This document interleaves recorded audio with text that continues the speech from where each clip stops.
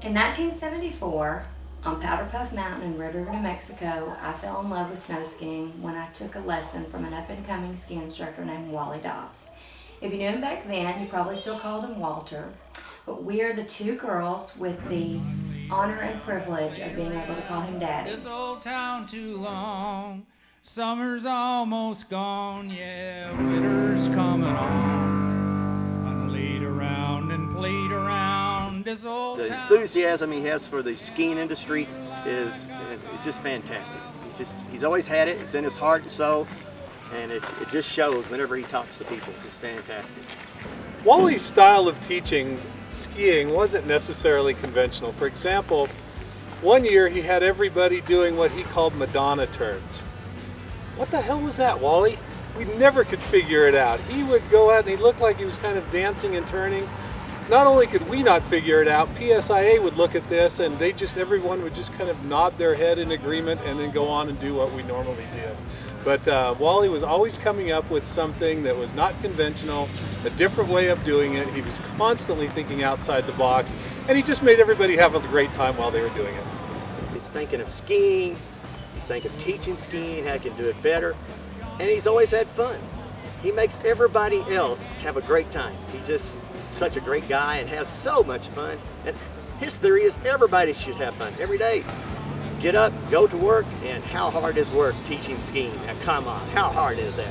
Unlike my sister, I was a bit older when I caught the ski bug, but it didn't take long for me to be hooked. In fact, when I graduated from college with a double major, Daddy encouraged me to come to Red River and teach ski school. He convinced me I would be using my degree after all, sociology for group lessons, psychology for individual lessons. It was an experience that I wouldn't trade for the world, and it shaped so many areas of my life. I fell in love a few years later, and even though Daddy thought Eric skied like a German, he gave us his blessing. He loved Red River, and he could make people love Red River who had never even heard about Red River. The best part, we'd be out on the road, and we would do ski shows, and one of my favorite things, we'd be out there with all of the big ski areas owned by the big corporations. And you'd see the Summit County guys come in to the ski shows, the sales reps and the marketing guys for them, and it'd be a new guy that would show up for one of the big ski areas. And we'd do a show, and this guy would look around and he couldn't figure out, one, who Wally was, and two, how Wally could spend 6 hours with more people around his table than any of the big ski areas. And that's just what Wally did. People gravitated to him because he loved what he was doing. He loved Red River, and people loved Wally for that because there was just this connection to the skiers and the ski area, and there was this guy in between that made everybody love everything about Red River. One thing that Wally was very loyal, and he was not a stranger to controversy. He once felt that the ski area was being threatened by an outside influence, and in the conversation that ensued, he apparently said some cuss words. He left the altercation, came home, and within minutes the police were at our door issuing him a citation for saying the F word. Wally Dobbs is probably the only person in Red River history, and maybe in New Mexico history, to go to court for saying a cuss word. I worked with Wally Dobbs in the 90s when I ran the Chamber of Commerce, and he was the director of marketing.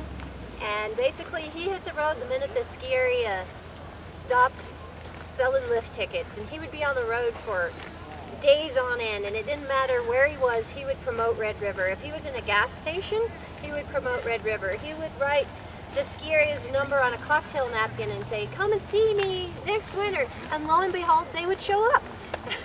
It's 2012, and we still have people coming to the ski area saying, "I saw this guy in a red Willis, and he told me to come to Red River."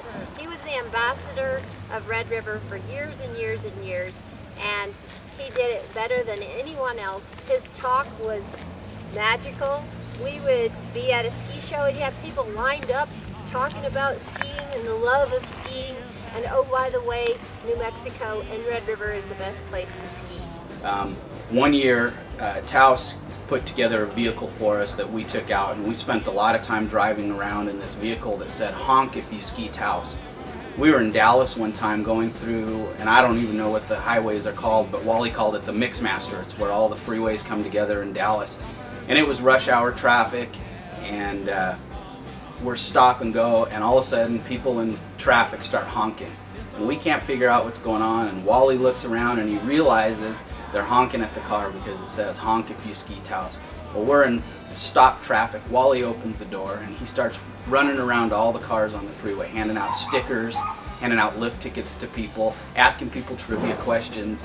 If they got it right, he'd hand them a lift ticket. He gave away some hats. So, you know, Wally's view of marketing was not the same as, you know, everybody else's, and he had just this way of knowing the right time, how to get people's attention, and how to make them want to go to some place that, you know, probably wasn't as sexy as Breckenridge or Vail or Aspen, yet they all went to Red River.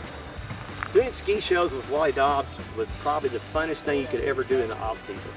Get in the wheelers, head from one town to the next. Wally knew everybody in every town. Just simply amazing how he could remember names and know somebody wherever he went. He never was a stranger to anybody. He just meet them, talk to them, talk about Red River, and next thing you know, they're showing up at Red River.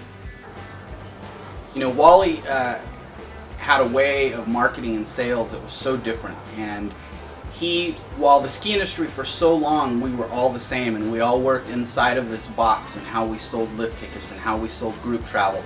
Wally would pass through that box and he worked way outside. He opened doors where we didn't know there were doors. If you were to drive through West Texas and stop at a gas station, you'd see Red River brochures and Ski New Mexico brochures sitting on the countertop. If you went into dive shops or fishing shops, gas stations, everywhere throughout West Texas on the way into Dallas, you'd find Red River information. So Wally did things in a way that nobody else was doing them. It was kind of hand-to-hand combat. He was down there actually talking to all the people and not focused on ski shows and, you know, the things that everybody else was doing. He did all those things, but he did so much more. With the help of Poppy, Wally, and Gigi, we put both of our babies on skis when they were just 18 months old, and I'm pretty sure they caught the Dobbs ski bug as well. So, Poppy, Wally, congratulations on spreading the gospel of skiing, not only in your own family, but to the masses. We love you. We love you.